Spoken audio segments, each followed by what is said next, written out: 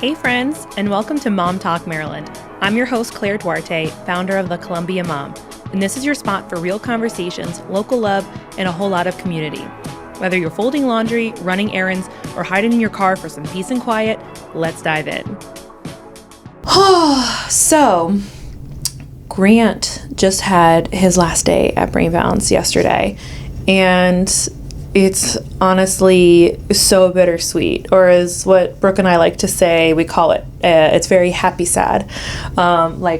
It's, a wonderful and amazing thing, and it's not bad that he's ending. In fact, it's good. It's what, you want your child to progress. You want them to complete things that they start, whether it's treatment, therapy, sports and activity, goals, whatever, right?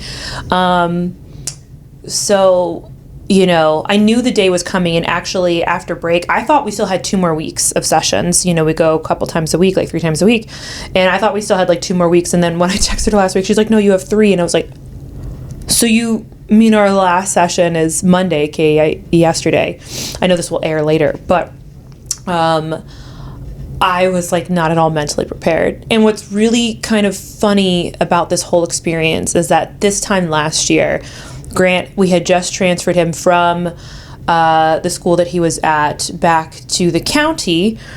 And he had been there before. He did the rec program prior to the pre-K that he was in last year in the fall. And but to transfer your child mid-year, I think anybody that's walked a line of getting your kids support knows how challenging any and all of these things are. And even if you haven't, I think transferring your child mid-year to a different school is hard. Like a high schooler would hate that, let alone trying to explain that to a 4-year-old who also has some cognitive processing stuff, and guys, I'm like getting emotional thinking about it.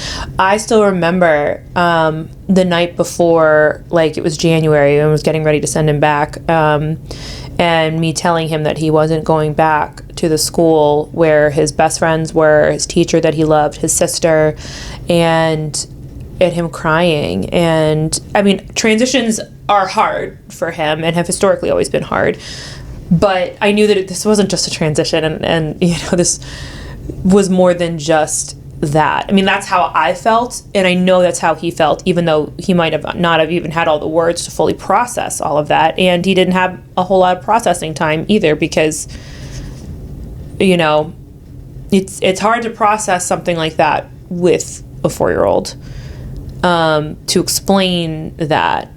And it broke my heart. I mean, I knew the news weeks before, but when we got the news back in December of 24, it was heartbreaking. It's, and I don't blame the school, right? It's not the school. It's, the fact that, he needed more support, and we were utilizing PALS, and even then, he still needed more support, and, that's why the decision was made that he needed to go back to the county to get more support in-house. And of course, his last few days at that school, he got sick, so then he missed basically like the whole week with, to say goodbye to his friends and his teacher. I remember there was like the last day before break was a half day and their Christmas party, and he was good enough to go in. I was like, all right, I guess we'll do that. And at least it helped my mama heart so that like I could say goodbye, even though I wasn't leaving the school, like my daughter was still there. But to say bye to like, some of the kids and the teacher and stuff like that. And I remember I walked into that, they set up the big Christmas party for all the pre-Kers in the gymnasium, and, I was volunteering, so, the moms were all helping to set up, before the kids come in, and I put my bag down and I had to walk out. I was so overwhelmed, and I literally stood against the wall, and I slunk to the floor, and I just, I cried. I sobbed. I was like, I was like, this is it, and I knew that our journey, like, with him wasn't over. I just remember feeling just really sad that, he couldn't get to stay at the school that he loved and be with his sister, and wasn't mad that he needed more support, of course, like as his mom and as his parent, like I wanted to do what's best for my kid, but it still broke my heart, right? And because we had been doing all these other things to try to, and I thought it would be enough, and it's the line you walk as a parent with all these things. So anyways, so this time last year, we start the 2-school shuffle again, which is what I was trying to avoid. And that's challenging, having 2 kids in different schools with different schedules. Mind you, in the winter with having, it's a land field of like, okay, you have days off and now you have days off, and oh my God, now they're sick, and then there's winter, like, or snow days. Like, it just felt like absolute mayhem and so stressful. Again, what we were trying to avoid.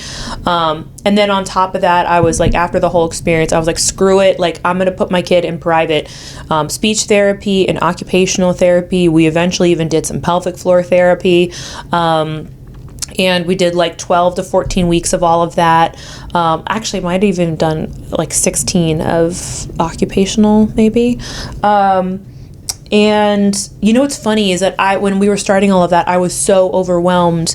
I was staring down. I was like, oh my God, like mentally bracing myself for, again, 2-school shuffle, which for me meant that I do the majority of drop off and pick up.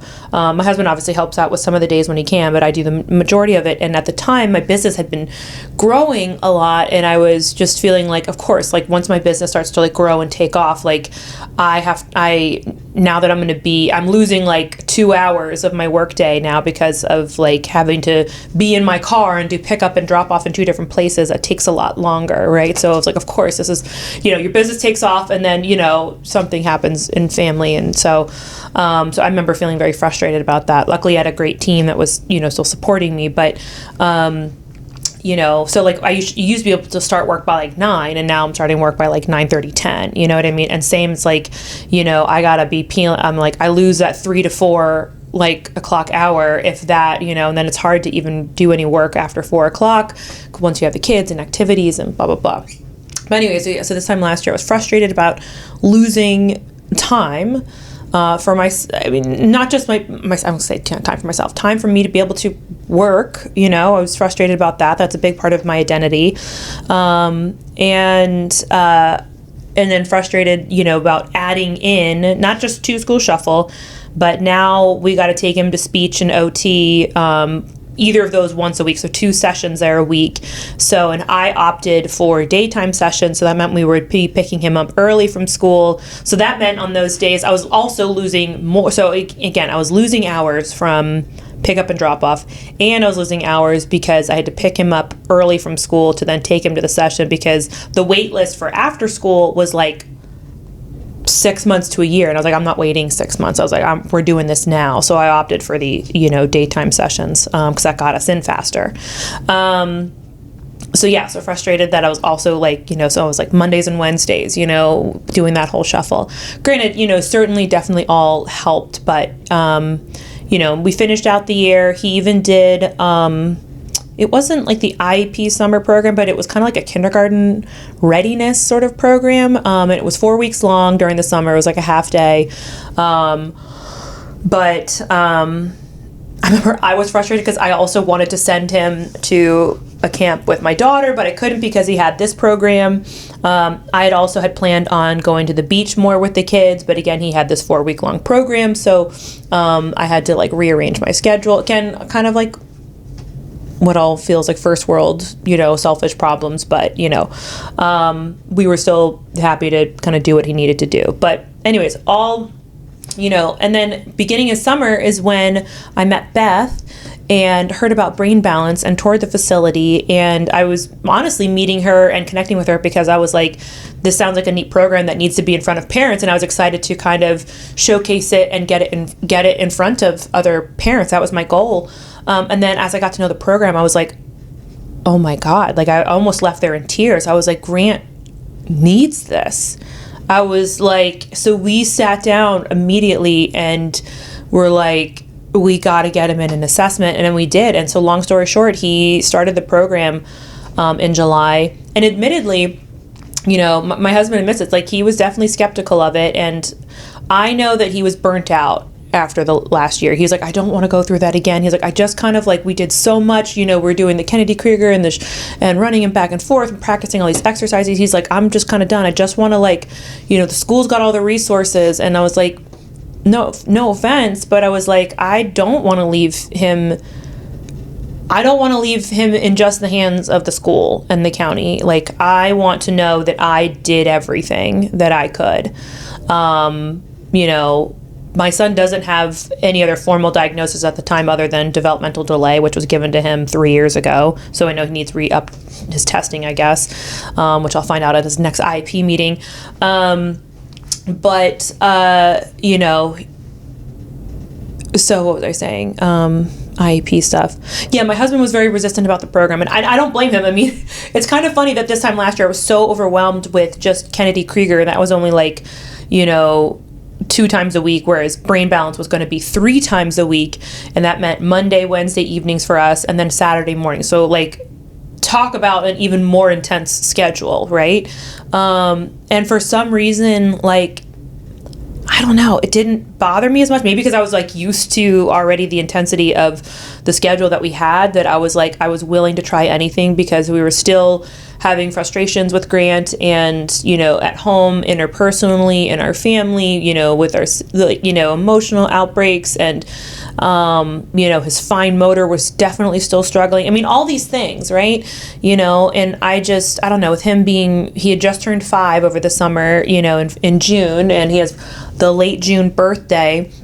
I don't know. Oh, and I don't know if I had mentioned this, but last year, towards the end of the end of pre-K, I even filled out the forms for him to request for him to repeat pre-K, and we were denied, and I appealed and was denied again, and I was feeling so frustrated because we got the appeal letters back so fast that I'm like, I don't think anybody read this. And not only that, the people that are making those decisions and sending me those letters, they don't speak to a single member of his IEP team, his teachers, me. So the people that are making these decisions don't know my son. They don't speak to any of those individuals. And surely they probably didn't see him as severe enough to need to repeat, or worried about redshirting in the county, I guess. But I was just like, I was just feeling very defeated, and I was like, nobody understands, nobody's listening, and, I can't help but feel like this is how these kids feel like when they're struggling themselves. And, so I kind of like accepted defeat. I was like, all right, I guess he's going to start kindergarten. Let's hold our breath and let's try this again. Get him in the kindergarten readiness program that, we did through the county. And then, like I said, fast forward to meeting Beth, getting him assessed, and starting the program. Like I said, my husband was definitely a little skeptical. I mean, as we all know, like, the wife was going to win. I knew I was going to win, but I was like, I needed to have my husband's support because we were doing this as a family, and, we have to be in this together, and, like, I wasn't going to be like, yeah, I'm forcing you to do this, but like, I need you to understand what we're doing and why. And Beth gave me a book, and I read parts of it. I even asked a few friends that were kind of in the education industry to get their thoughts. And, so I was really immersing myself in trying to understand Dr. Melillo and his approach and primitive reflexes and all of these things. And ultimately, I was just like, we have to do this. We have to try this. We have this, opportunity, this amazing program, the first one in Maryland. Like, people are literally driving from all over. The families that I've met are coming from Baltimore, DC, Bowie, PG County, Gaithersburg, Montgomery County. I mean, all over. And like I said, coming to a program 2 and 3 times a week, like, this is a massive commitment, and I'm not saying that to scare you. I'm just saying that, like, I don't know, one thing a friend said to me that's kind of also lasted, is that the services that you do that are once a week end up really being a little bit more of a maintenance model than it ends up being a way to really change behavior. And please take that as again, my background is not in education and children and things like that, but I couldn't agree with the importance of the repetition and consistency to really elicit, progress and change for these kids. And so over the summer we started our journey, and it wasn't perfect. I knew the first, frankly, 2 months really was kind of him getting adjusted. He always struggles with transition, and he's so heavily attached to me. So that makes meeting new people and getting comfortable with different coaches and different environments and different people. But I'm glad that we could do that imperfectly over the summer. He got sick, he got like hand, foot, and mouth, and then we traveled a bunch in August, so we were all over the place, so it was hard to be super consistent, but I'm glad that we got him at least familiar, so that by the time school came around we had already gotten him used to that, as opposed to like, let's start kindergarten and this at the same time. And then I kind of feel like it's just been part of our life for 6 months now. It's crazy to me that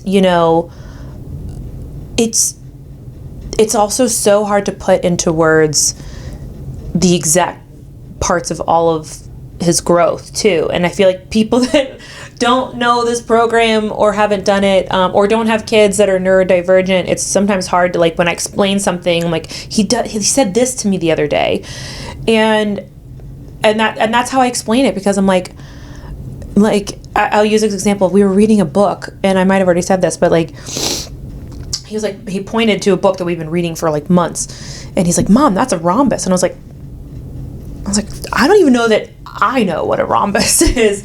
Yes, of course, like, he's learning about shapes in school, right? But let me use this very minute example to be that brain balance didn't give him that language, give him that ability to say that sentence or that observation.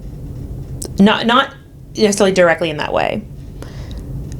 By brain balance, him doing these series of exercises were like cognitive, neuro, gross, fine motor, audio, visual, all these different stimuli, right? It's helping to retrain the brain, is like the simplest and kind of a very understated way to explain it. But what we noticed is, because he's getting all of those exercises and all of that's happening and this additional sensory input, it's actually made him a better learner when he's actually in school. He's more attentive, he's more responsive, he's more cognitively aware. It's helping sharpen his cognitive processing, his cognitive understanding, because while he had a speech delay initially early in his life, it's no longer an issue of language per se, as it is sometimes, the cognitive processing, the language retrieval. Obviously some issues with focus and attention, all these things can kind of swirl and overlap together in many ways. But him being able to be a more present learner in school allows him to be an active kid in his education. And not that it's saying that he wasn't active before, I just don't think his cognitive processing was fully available to him prior to that. Like, partially, yes, obviously he was learning. He's been learning this whole time. You know what I mean?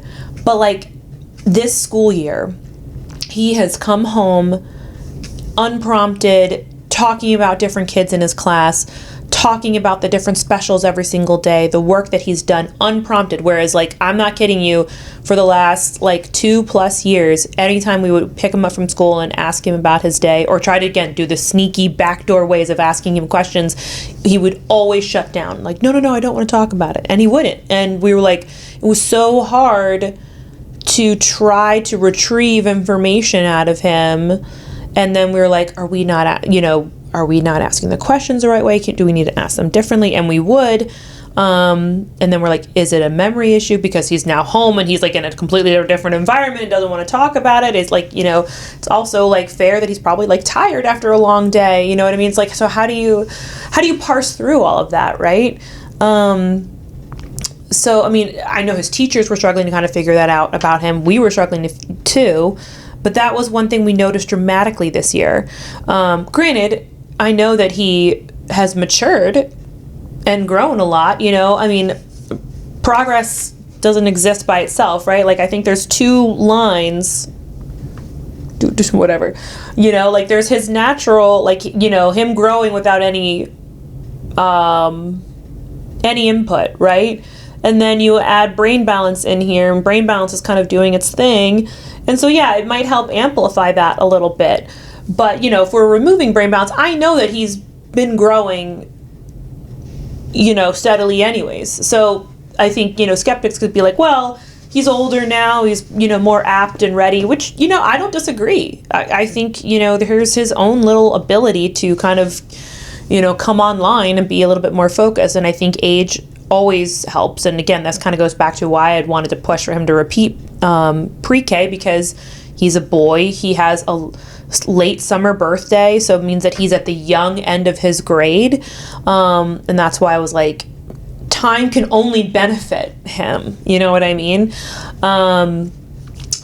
But, you know, anyways, getting back to just little examples of his growth, I'm still waiting to have my final, like, progress meeting with Beth to kind of go over his latest assessment to see where he's at. And it's just crazy to me. He's completed 60 sessions. And last night, oh God, you would have thought that this kid graduated high school. I was sobbing.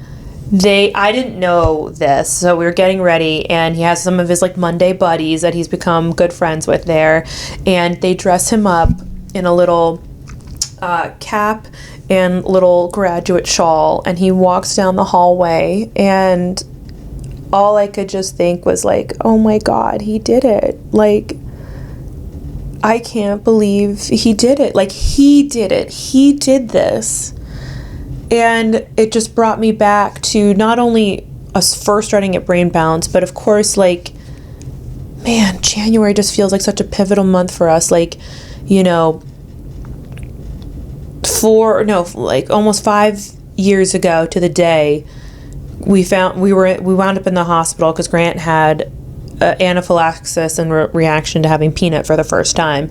And shortly after that, we started the peanut treatment, and then shortly after that we found out he had a speech delay. And this time last year he had just started back at, you know, his school, and we're starting Kennedy Krieger. And so the weight and of all these things kind of occurring at the same time isn't lost on me.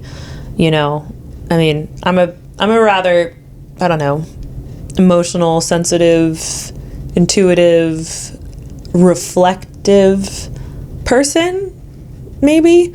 I don't know if that's the right way to put it, but I was, just seeing him, and he was so happy. Oh my God, the smile on his face, like, he was so proud.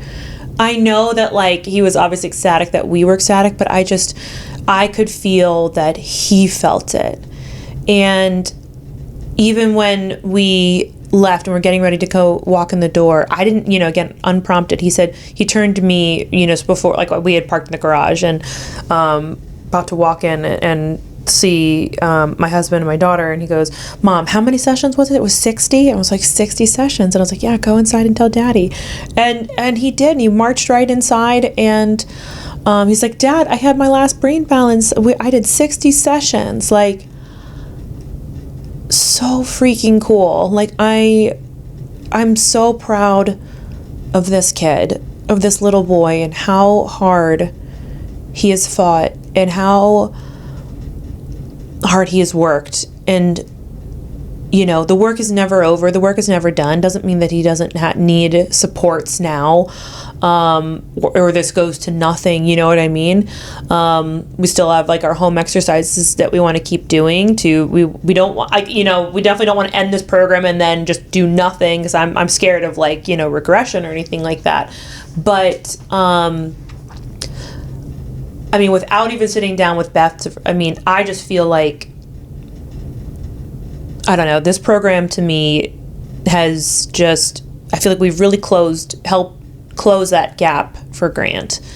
And the feedback that we've gotten from his teachers at school and from observations, is that he's, on grade level, or going to be on grade level for reading. He's in kindergarten again, will be in first grade next year.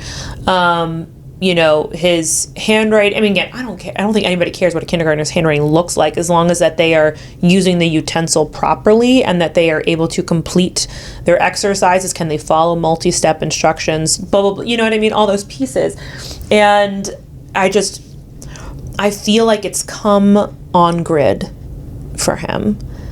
And like I said, I know we're still very early in his learning years. And I think I know a lot can still evolve and change as he grows and hits puberty and enters high school and all of that. But it doesn't matter, because I just feel like in my heart, we've laid such a strong foundation. And I couldn't be a more bigger brain balance cheerleader advocate. I've seen kids of all ages, the youngest being, these 4 and 5 year olds, up to middle school, and even some high schoolers, I think. Well, I don't know their ages exactly, but just because you have an older kid doesn't mean you're too far gone, they're too far gone, right? This program is pretty damn remarkable. And like I said, there's so many areas that I've seen him grow in. And like I said, it's sometimes just so hard to fully articulate. I can sit here and talk to you about processing and the different things that he said to me, and his fine motor, and and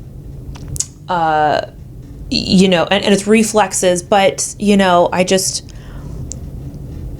I'm like so proud, and know that he's going to be able to end kindergarten strong. And like, it's crazy to me that like he's going to start first grade and be able to start, learning to read and write. And,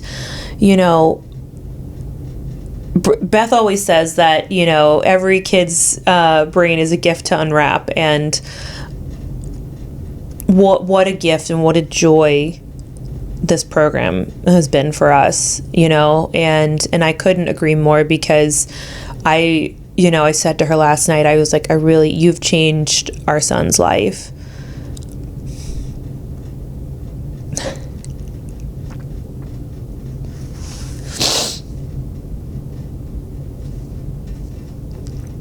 You really have. This program really has.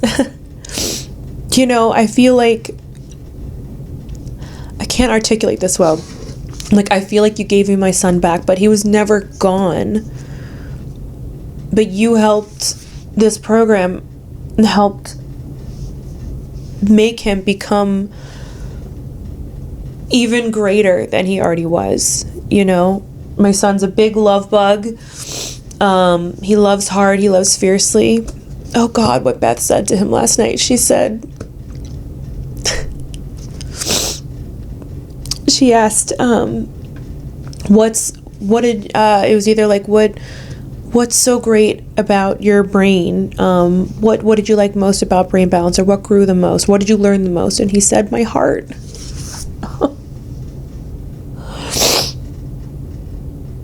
Oh my God,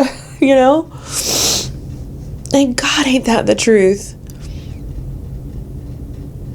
God, ain't that the truth,